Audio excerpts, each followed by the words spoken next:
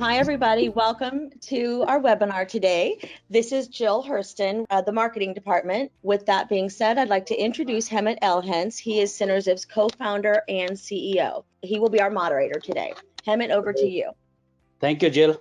Well, greetings, everyone. Welcome to our monthly webinar series. Today's session is a fascinating and stimulating topic of design system for enterprise portfolio UX. I hope all of you are staying healthy and attending to your mental and physical health and people around you in these tough times. So we are just delighted to bring in this bit of a distraction, a stimulating one at that, of our design system. This is a hot topic, and the idea is how to help companies which have complex and enterprise software portfolio of products, how to improve the consistency and usability of each of those software products while also improving the efficiency of the development teams. And this topic of design system is an answer to that, and it's been around for just a couple of years, become popular topic. So it's very timely for us to share this, and I have a very qualified panel to run this through with you, and we'll do this in a format of a panel discussion with people who actually have worked on design system in a real world environment. And I'll let them introduce themselves in a minute. And the way the structure will work is we'll go through, after the introductions, we'll go through the design system overview and how it got applied in a real implementation situation. And then we'll take some questions along the way. Those of you who are regular participants in our webinars, you know that. And then we'll still reserve some time towards the end to take more broader questions right at the end in last 10-15 minutes or so. But you're welcome to keep sending your questions along the way in the Q&A panel, and I as a moderator will filter those questions and bring up those questions which make sense to bring along the way, and then hold off on those that are better answered towards the end. So with that, let me introduce our client person, design manager, Tara, first, and then she will help others introduce. So over to you, Tara. All right. Well, good afternoon. I'm Tara Long. I'm the Software Design Manager of Pharmacy Solutions for Change Healthcare. You may notice that my email is different from Change Healthcare, and that is because I worked for a company called PDX Inc., and we were acquired by Change Healthcare in June. So most of the experiences in what you'll hear from today actually originated while we were PDX Inc., and now we've kind of come under that Change Healthcare umbrella. But I have been working with Synerzip. We've been a partner at least more than 9 years, because when I started at PDX Inc. 9 years ago in design, we already had teams with Synerzip.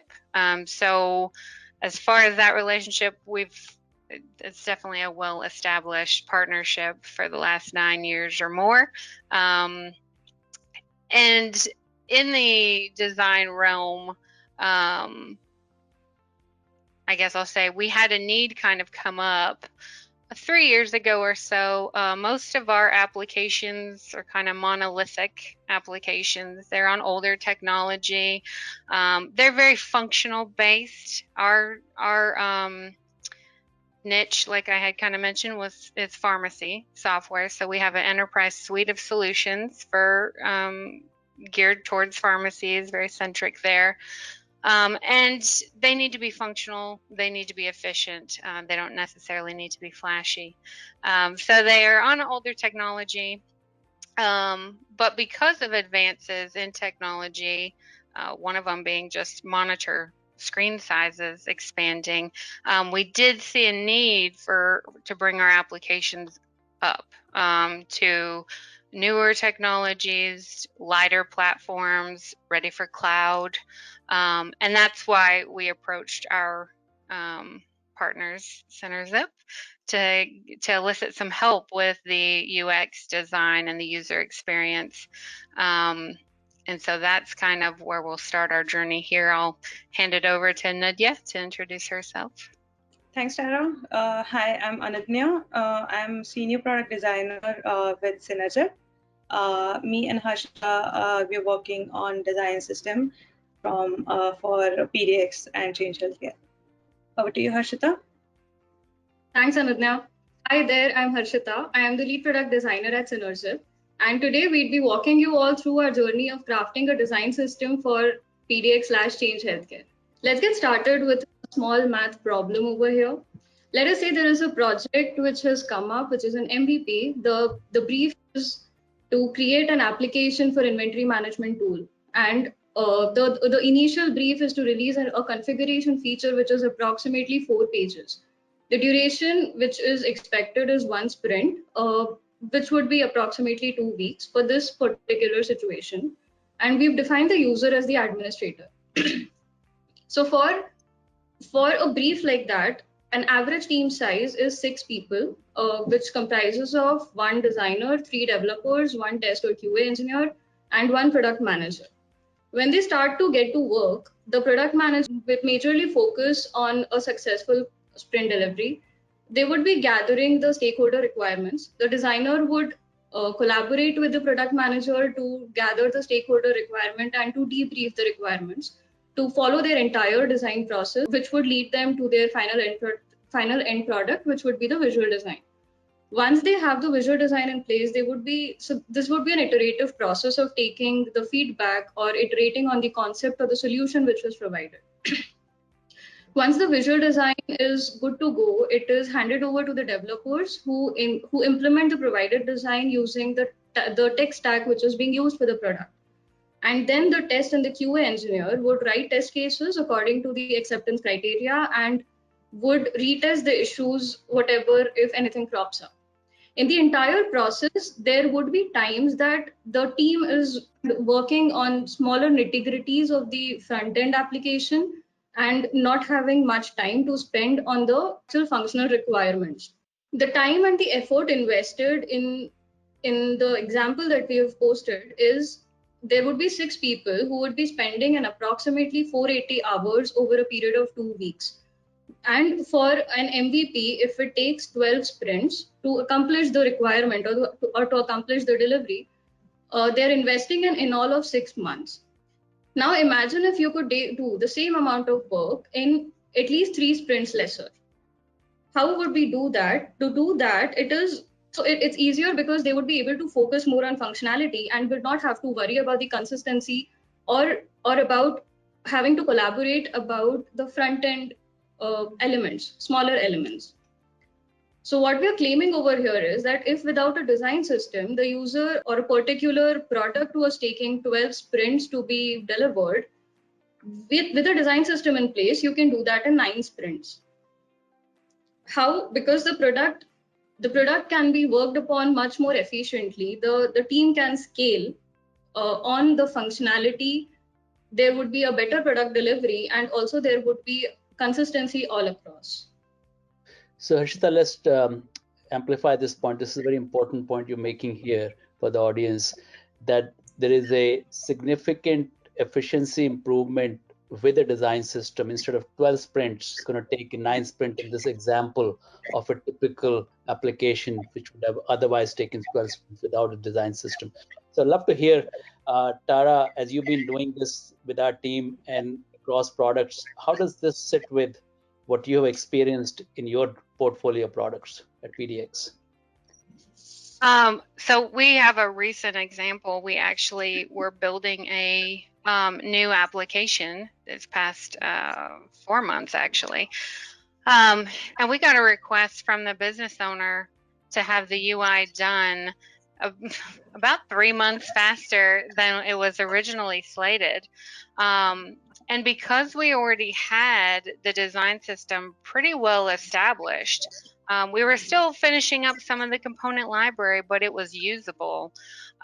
We were able to basically just plug Harshita and Nadia in with that team, come up with the designs using the established guidelines, the design language, right?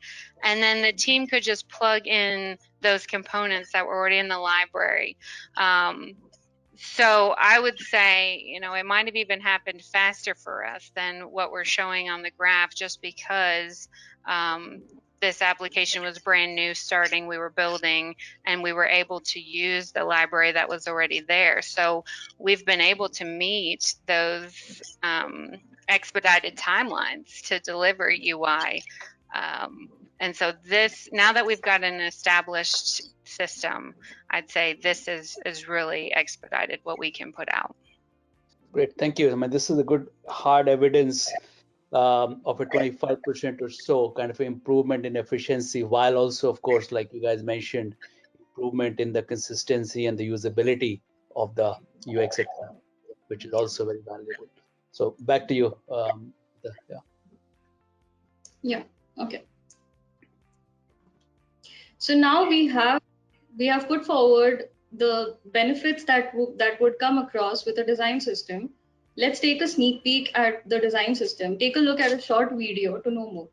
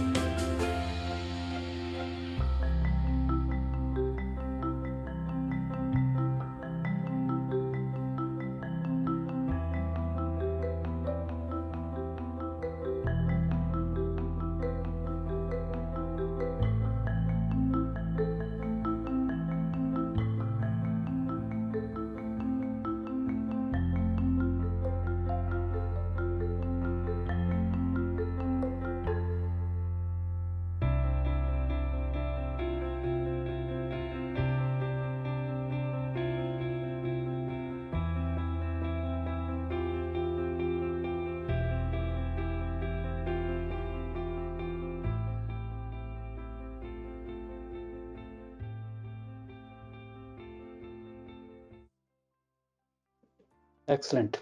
Well, thank you. This was a good, quick way to provide an overview of what a design system is. Let's take one question that I think someone is asking here, which is, how is this design system that we just covered in this video actually different from a component library and templatized style sheets?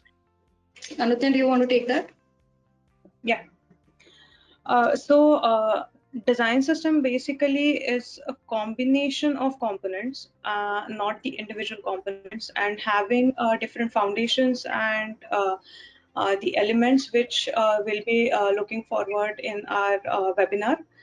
in next stages. So that is customizable, and also the development part is different from that, and it is particularly designed for as per the requirement of our enterprise product. So we'll be revealing that as well in next few minutes. Sounds good. So we'll go more. Maybe this is also time to take a poll for our first poll to see where audience is at. Yeah. So what exactly is a design system? Jill, maybe you can read out the poll just to make sure everybody can. Sure. We've started a poll. So what is a design system? We're just kind of seeing what everybody's knowledge is. It's either a pattern library, a style guide that helps the developers to design, a collection of reusable components guided by clear standards, or heck, I don't know. That's why I'm attending this webinar. Right. And I can see people are voting. Let's just give them a couple seconds. Yeah. And then while, you have our results. Okay, you already do. Good. So yep. I'll hold on other questions. All right, so 93% people look like collection of reusable components guided by clear standards. And I'll let Anutnaya, Tara, and Harshita build upon that as you go through discussing further. So back to you. So it looks like most of our audience are already aware of a design system. Yes. So it's your turn to tackle the tougher components now. Yeah, good. Yeah. Okay, so let's continue with what a design system would bring to your plate to your product plate. It would bring in consistency because let's say there is a product which is long standing, and over a period of time, there are multiple designers and developers who are working on your product. There are situations when the same elements or the same form fields are being used on multiple pages, and there are chances that it gets copy paste from one page to another, be it for design or for development both. In the process of copy pasting, there could be a scene of missing out a particular parameter, or maybe just one of the colors of the hex code gets updated to something else, which is not done unknowingly. Or over a period of times, if the project has been going on for longer than 6 months and there is a new trend in place, like trends keep changing from gradient to flat design, etc. There are new components or new style guides which keep getting introduced to the product, because of which the the look and feel of your product gets very varied over a period of time. And if you have a design system in place, there is an off-the-shelf library which is available for your usage. You can avoid having multiple looking form elements on your application or on your product. Next, it would enable you for efficiency, because the process of doing design to deployment, the loop of from design to deployment is only achieved once in the process of building a design system. But otherwise, in the process of building a product, this loop gets run for more of functional requirement or more for focusing on the user experience of a product. So not having to talk about the color of the button which was there, or not having to talk about the border radius of a form field could be a good refresher for both the developers or the designers and the entire team member.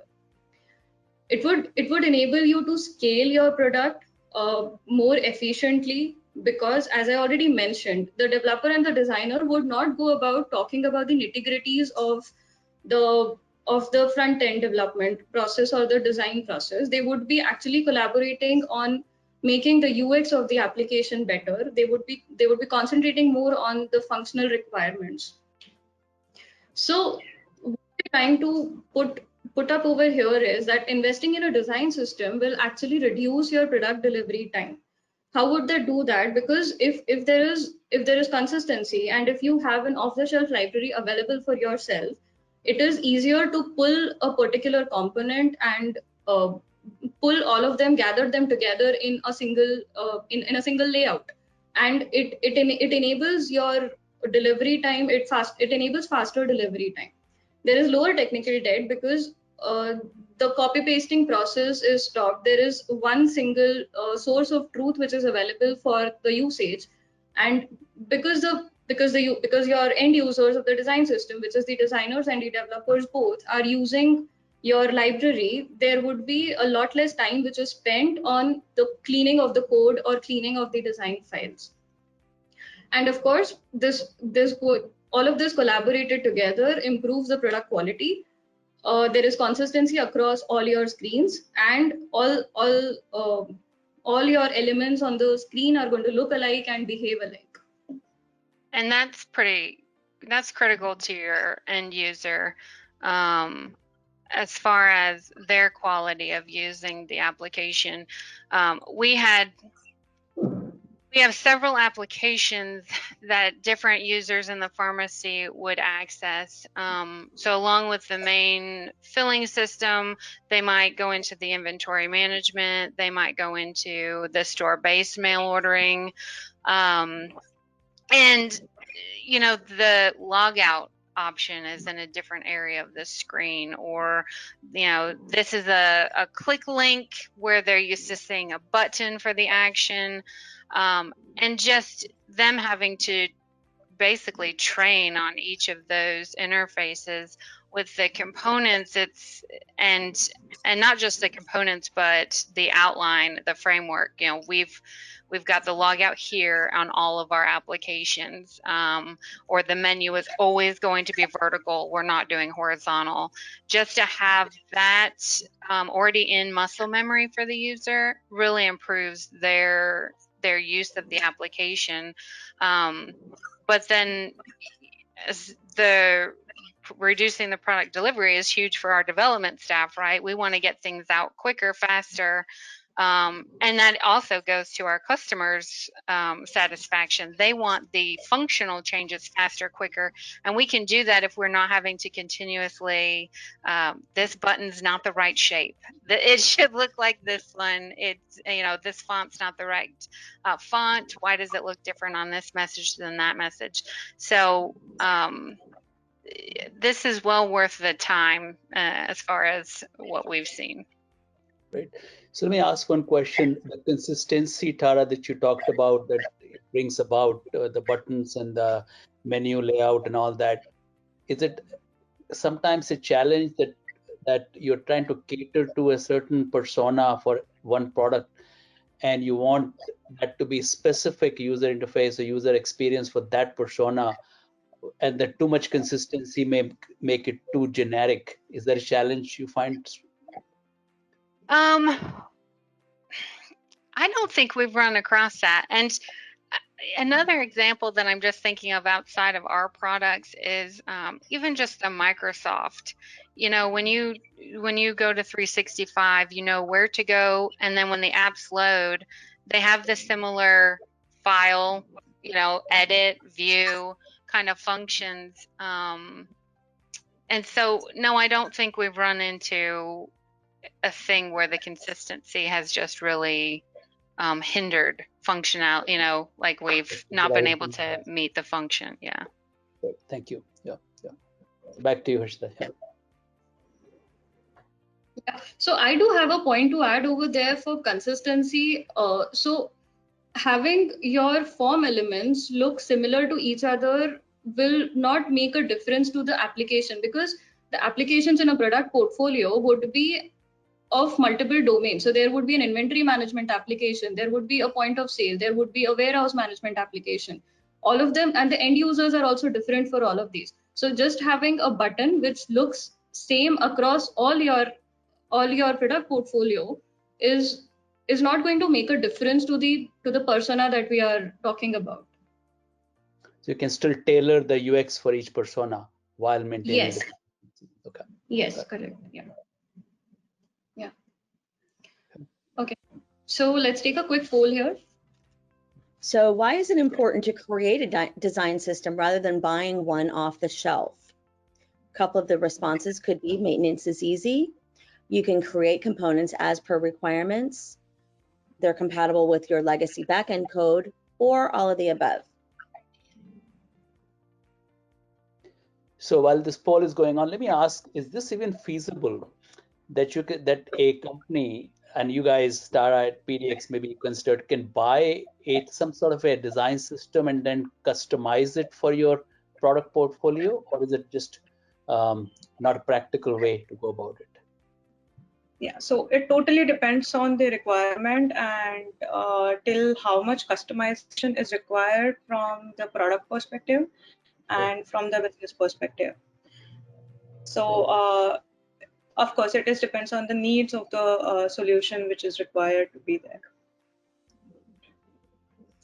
So, but do companies use that approach, to your knowledge, either of you, that they would take a system and then customize, or just that's not a practical way to go about it? So there are, so it totally depends on the scope of the project that we are talking about, and also the kind of backend specifications we are looking for. So it is totally normal for somebody to go and find an open source design system and start using it. But also there is no one size fits all situation over here. So according to what customizations we are looking for, what kind of a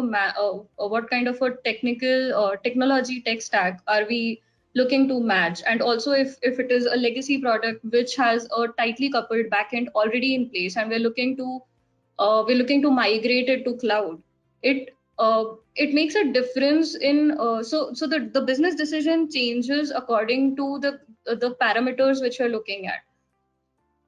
That makes sense. Sounds good. And as the poll sounds like indicates accurately here, our audience is very knowledgeable. That's for all of these above reasons, it makes sense to create your own.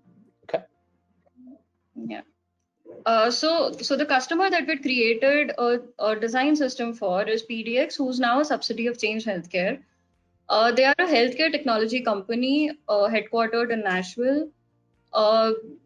So they have a legacy application in place. They have a big product portfolio which is in place, which is a secure product portfolio, and they're looking to migrate to web, embracing the next gen user interfaces. And considering all the requirements that we have, considering the tech stack that they already have, the kind of backend which is in place since so many years and which is being used by the end users right now across all the applications, we could not rely on one particular design system, and it was easier for us to create one from scratch because we knew the requirements. We started by doing an audit of the product portfolio, and it was easier for us to come up with something which matches all their requirements rather than taking multiple things from multiple design systems and then pulling them together into a single one. Let's take one question which came a few minutes ago, Harshita, to this point. So did you guys end up spending time upfront to come up with a design system, and whatever duration it took, months and weeks and all that, before you started using it? Or can you talk a little bit about, or did you follow some form of an agile approach where you did a MVP version of the design system and start using it to build other products, and along the way started enhancing the design system itself as you went along? Can you talk about the upfront investment in building a design system, essentially? Yeah. So I will say that we definitely started designing specifically for our pharmacy filling system. We had a request from a customer to add a piece of function, and we thought this would be great if it was a web app. And we wanted to move that way with the entire application anyways. So we started on that piece, and we didn't do upfront. I'll say we didn't do an upfront library. We didn't do an upfront design system. We were kind of by committee making decisions about what we wanted it to look like. We did do some rework. We did start establishing kind of our concepts. And then once we kind of finished with that project, we went to another application that we were just building, and we established even more concepts and guidelines. And I think it was really during that we decided we needed to have a system, a component library that was reusable across products, because we had, at least 10 applications that we're going to do this web kind of refresh on. And so we kind of said, okay, we need a reusable component library, we need guidelines, we need a design system. And then we kind of shifted focus to kind of do that in parallel of still designing for the application so we could keep development going. And so that's why when we say this has taken us a year, it's really because we have split the focus and had to keep developing our products and also set this library up. So no, we didn't do upfront. We definitely have been doing agile with That's good this. to know. Yeah. Would you recommend that as an approach to our audience here, that if they needed a design system, which you said is you build it incrementally as you went along, applying it and using it in real products, and did it in a agile fashion? Is that a recommended approach for building design system? I would, and I say that because there were things that came up in each application that weren't present in the other ones.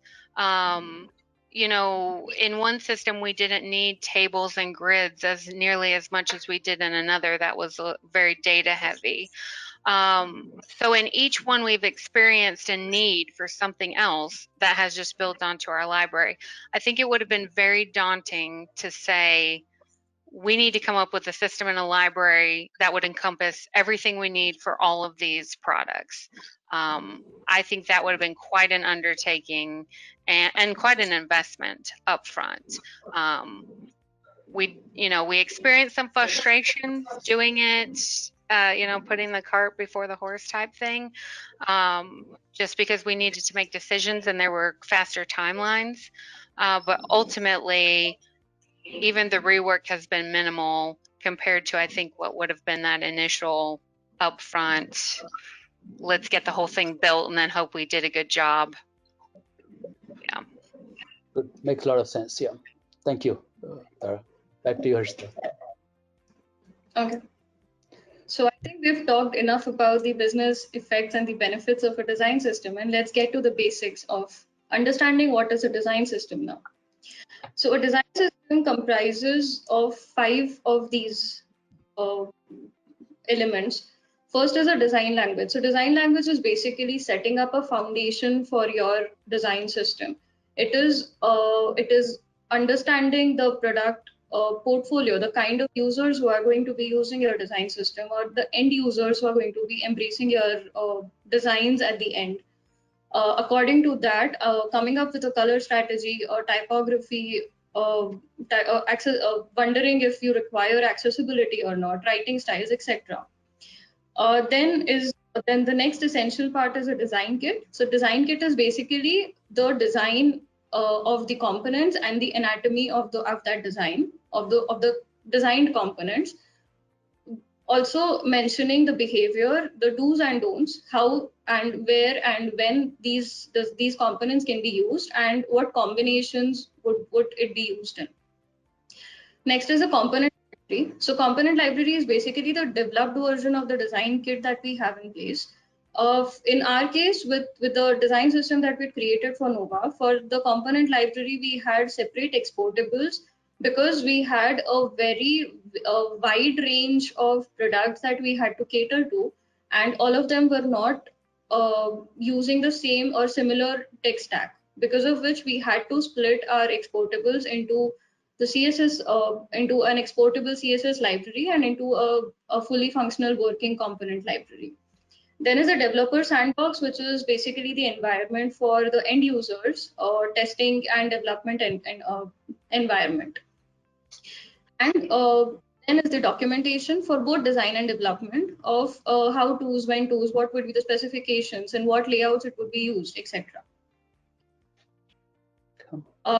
Next, we'd move on to the design process. So this design process is a mix of both design and development. We of course started with research of both for both design and development. So for design, we had a product audit which we had done first initially to understand the variety of components and the variety of layouts which would be required to be incorporated.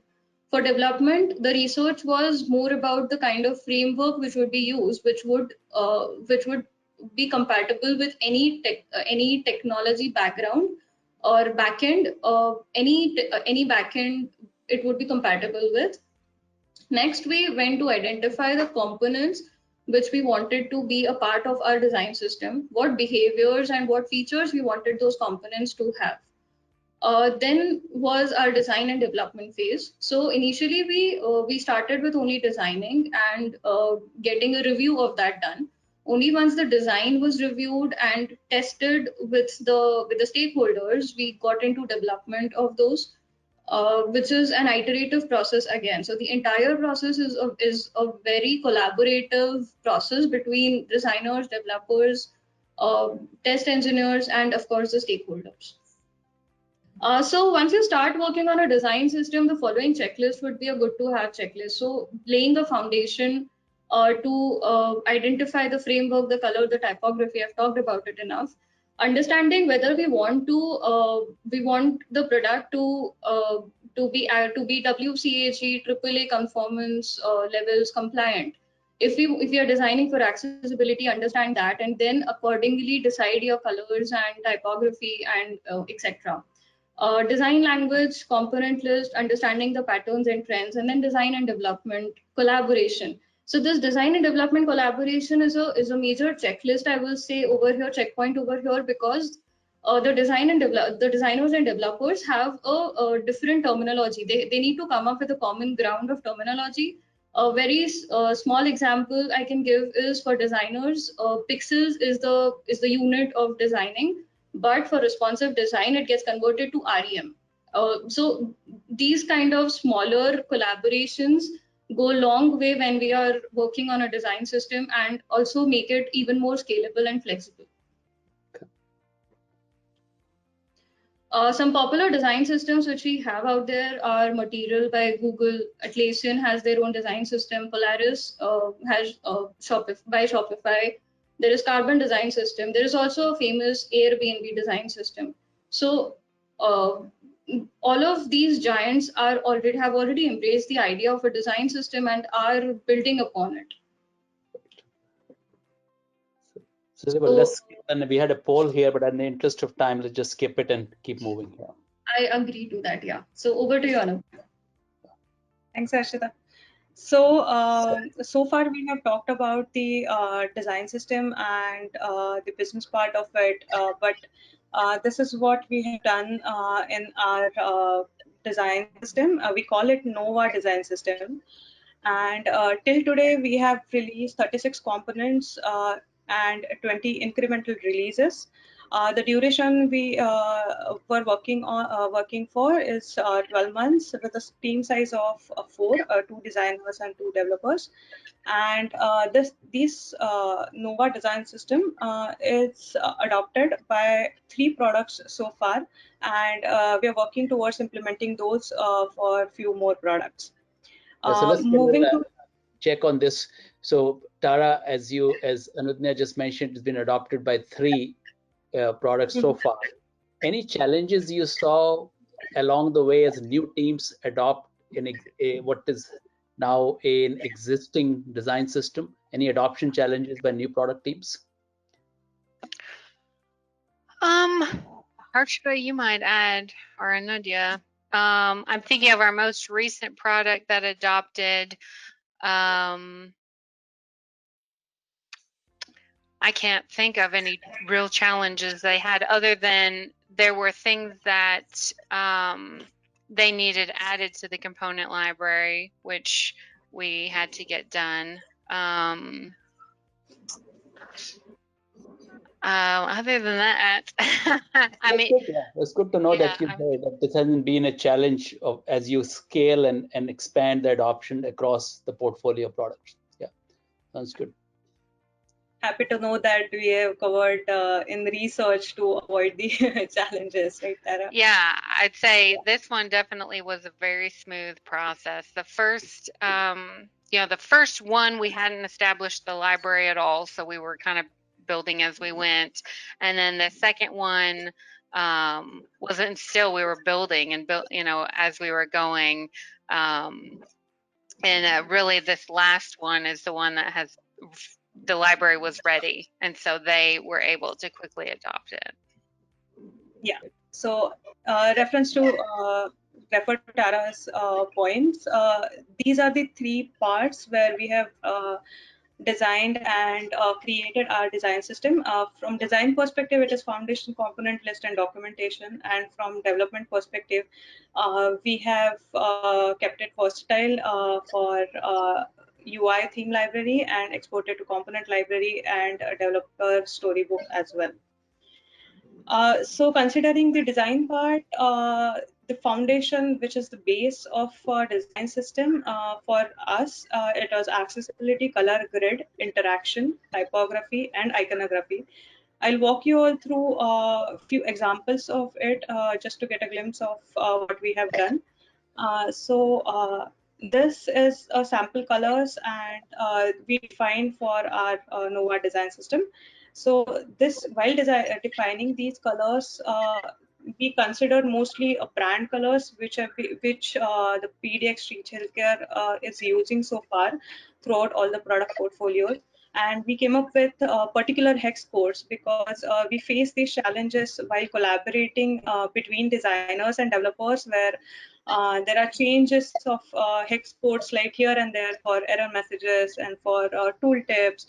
So this was pretty much helpful while once we defined colors for it. We also defined the usage pattern for same, like what should go for typography, what should be for status color, what should be for background and outline. So gradient were also defined for same. These colors are also defined based on the accessibility WCAG guidelines, considering our products mostly supports and focused on continuing with and maintaining these guidelines. So yes, that was also covered in the same. Moving to the typography, this again is one of the area where developers and designers feel challenging when designer designs something with particular font and that is not getting reflected in the development. Basically, the problem is between the pixels and the properties of the typography. So we defined the font and also the typography elements in different properties, which is from pixel to REM to weight and what should be the line height of each and every font heading till copyright as well. This is again the usage pattern, like I mentioned before, that for each foundation element, we have defined the design as well as the usage pattern of how it should go with which color and what should be the weight of the font and line height of the font for which background. So that was also defined over here. Yeah, so next was the component list. Like it was part of post the research, we defined the component list, how the product line is, and what all common components are used throughout all the our product portfolio, and what will be a repetitive component which will be used for all the products. So this was overall the component list of, or the building blocks we may say, for our products. For each component, we defined a skeleton. So this makes it different, and this is the standardization of a design system where we define each design, anatomy, usage pattern, and code for every component in a design system. Like taking for an example of a button, what all types of buttons are used in a design, in each design or every product, which is primary, secondary, and tertiary. So considering our product language, we defined with the background and without a background how it will look. how should be the hover state of it, and how should be the secondary button look. Moving to the next part, which is the anatomy of it. As I mentioned in my earlier uh, say that in the skeleton, that how we define the anatomy of it, like if there is a spacing defined for typography as well as the button, and the difference between both the buttons, then it is easy for developers to implement on the product as well, and it saves time if the properties are already defined. Next is the storybook screen, where we all our components are uploaded, and developers can drag and drop from here. They can just easily check whether if it is written primary and I change the label of the button to some more, adding some more extra characters, how it will look. It shows upfront, and it is easy for developers to visualize in the product as well. So Tara, you must also have an experience, like while we were designing for buttons, as well as we were designing for the time input field or the date picker. Do you want to share that experience, uh, considering the enterprise product or the time which is format which is used? So we get creative or more creative about how it should look, but the functionality of it is very, very important in that case. So you remember that part where there was a debate on a button design and time picker. Yeah. We've had, so the way we kind of went about what we were going to choose, we had weekly meetings with a group of folks on the PDX side, who would, give input, give feedback. I like this, I don't like that. So typically, we'd get like a few options, and we'd say, okay, what about this? What about that? And then we were making decisions. So yeah, each week for about an hour, we had quite an opinion session as to what to pick. And it's just kind of, you don't think about the things, but the calendar date picker was a great one. It's like, well, for our users, we need it to be, we're much more looking at a day as opposed to the year view, or even the time. It was like, well, we're not really doing 24-hour, and yes, we would like AM and PM to be an option there as well.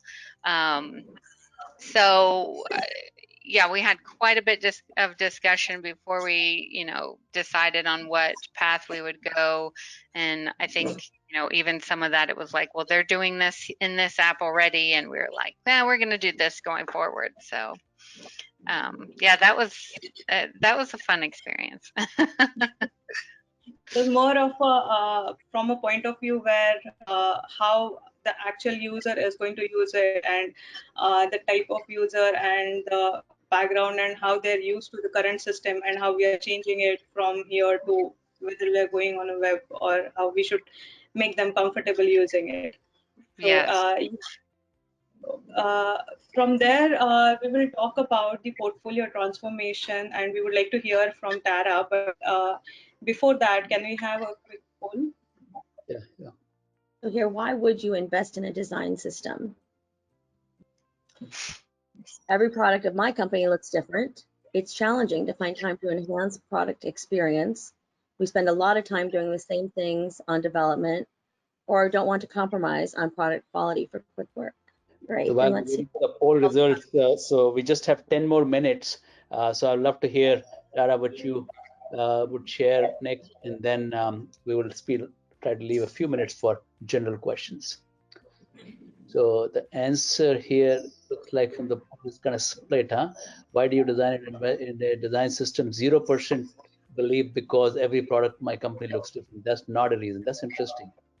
53% said we spend a lot of time doing the same things on development. So that's absolutely true. We gain a lot of efficiency, we heard today, from design system. and 26% we don't want to compromise product quality for quick delivery. So you're right, that makes sense, and 21%. Okay, great. Over to you, Tara. Yeah. Okay. Thank you. Yeah, thank you for my little prompts here. So I will talk a bit quicker. I think we touched on the points of accelerated delivery time. So this latest product was a great example. We started officially on that project January, and we were not expecting to create the user interface until starting in June. We actually have a bulk of the user interface already done. We're just now adding on some more screens. So we were originally not even going to start until June. We were told in March that we needed to go ahead and start it, and we were able to get that up and out by June. Now we're just adding on to it. So by having and with if we didn't have the library, that would have been much more challenging. We did have the team build a screen, the home page, without plugging into the library. And we had already hit challenges where we were going to need to rework and change up things. So that's really why we said, let's plug this in now and have them use it. And there we were able to build the end-to-end kind of flow for this product. So using this library, having guidelines established, there is that work of meeting and discussing things, you know, deciding on the date picker, deciding on toggles, deciding on toasters. But once that's in place, then your guidelines are set up and your delivery time is accelerated. Reducing technical debt. Again, it's not having to create these components in each app, having different developers. For one of our products, we have 10 teams with at least 3 developers on each team. So we've got over 30 hands in the pot writing code. And when it gets to the front end, we've just been able to reduce a lot of rework, a lot of miswork where the font is different than it should be. It's not bold, it's italicized, all of that. We kind of reduce on the front end piece for the technical debt. Quality goes hand in hand with that. We've got these established guidelines and components. So our user experience now is defined. And when we go and put out a release, we're not spending time on the UI. Again, we can use these things that are already established. And then with team collaborations, that library really is our glue. You know, if the component's not there, then we have discussions to get the component added. If the component's there, they're ready to rock and roll, right? They can just go with it. So all of these have helped us kind of move forward in getting our legacy app into the web even more. We are doing that in a phased approach, so we're not just doing a whole revamp at once. We are building screens and adding function into the web as we can for the users to kind of start getting the experience in the web and still have the functions that they need. So all of these have kind of really been benefits of the design system for us. And I'll quickly touch on some challenges. Business-wise, there is the investment. We partnered with CenterZip. We needed additional skill set in this area. There is the time there and the investment to do the design system. Now, like I said, we did it in parallel of other development efforts so that we could still keep putting out what our customers needed while also making this technology change, making things lighter and thinner, you know, for us down the line. But there always is that, what's my return on investment as a business? Our customers weren't necessarily screaming for a flashy front end, but it puts us in a good place to be cloud ready, to be able to deliver faster releases, put things out quicker. So the investment has to be weighed, return on investment. Then there's the user experience. We're going from a thick-based client, Java Swing app, and we're putting it in the web. So most people are familiar with the web. They at least go to checking, they're checking their banking account sites and email sites. But when you change them from an application they're using for their day-to-day functions for work, and then saying this is going to be a revamp and we're putting in web, people tend to really kind of want to shy away from that change. So we've had to kind of mold in those changes. Like I said, with our pharmacy app, we're doing a little bit here and there. So they're becoming more and more accustomed to web until we finally can get the entire app there. For development efforts, delivery, so there is that, we're building the cart right along with running with the horse on delivering and developing products. So we've had some rework where we've said from now on we want the components to be this, and those were just some things that we had to be prepared to accept. Overall, the agile methods kind of worked for us. So those are kind of the business challenges. And then the operations, no challenges. These are the decisions. I mean, this is what I'm really going to call the decisions. What are the frameworks look like? What should the theme be? What browsers are you going to support? On our older applications, we were Internet Explorer, which is kind of like a bad word now. So we had to make some changes and talk with our customers as far as what are we going to support.